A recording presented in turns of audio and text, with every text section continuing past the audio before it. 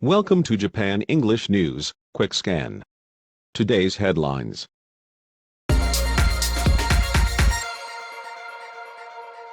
Street fighting begins in Kyiv. People urged to seek shelter. Russian troops stormed toward Ukraine's capital Saturday, and street fighting broke out as city officials urged residents to take shelter. The country's president refused an American offer to evacuate, insisting that he would stay. "The fight is here," he said. As dawn broke in Kyiv, it was not immediately clear how far the soldiers had advanced. Skirmishes reported on the edge of the city suggested that small Russian units were probing Ukrainian defenses to clear a path for the main forces. Japan plans to transport citizens in Ukraine to Poland for charter flight evacuation. In response to Russia's military invasion of Ukraine, the Japanese government intends to transport the approximately 120 Japanese nationals still in the country as of February 23 by land to neighboring Poland, from where they will be evacuated on a charter flight. Japan's government is considering temporarily keeping its nationals in protective custody at embassy-related facilities in Kyiv if Russia's invasion progresses. China is Russia's best hope to blunt sanctions, but wary. China is the only friend that might help Russia blunt the impact of economic sanctions over its invasion of Ukraine, but President Xi Jinping's government is giving no sign it might be willing to risk its own access to U.S. and European markets by doing too much.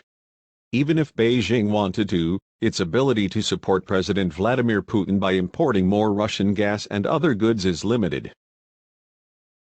Japan firm-owned cargo ship hit by missile off Ukraine. A cargo ship owned by a Japanese firm was hit by a missile off the coast of Ukraine in the Black Sea on Friday, injuring one crew member, the marine transportation firm in western Japan said Saturday. The Panamanian-registered cargo ship Nomura Queen was damaged and one of the 20 Filipino crew sustained a non-life-threatening injury to his shoulder, according to the firm based in Imabari, Ehime Prefecture. Magnitude 6.2 earthquake kills 7 on Indonesia's Sumatra. A strong and shallow earthquake shook Indonesia's Sumatra island on Friday, killing 7 people and injuring 85, while causing panic on the island and in neighboring Malaysia and Singapore. The magnitude 6.2 earthquake struck about 66 kilometers north-northwest of Bukittinggi, a hilly town in West Sumatra province, according to the U.S. Geological Survey. It was centered about 12 kilometers below the Earth's surface.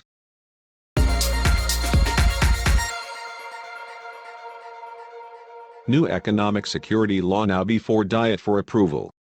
The government okayed a bill to promote economic security that would ensure a steady supply of strategically important goods such as semiconductors and submitted it to the Diet for approval on February 25. Critics contend it would hand the government too much say in how companies go about their business. Japan logs record low childbirths in 2021, deaths at post-war high.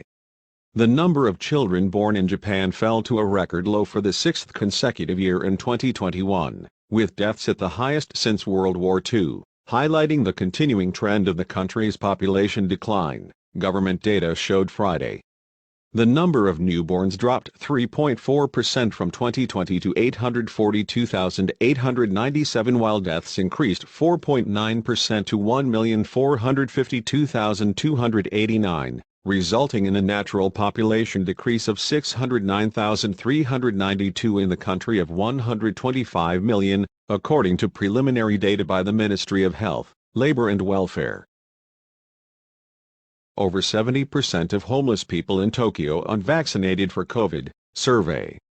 More than 70% of homeless people in Japan's capital who responded to a survey had not been vaccinated for COVID-19, a support group revealed on February 24.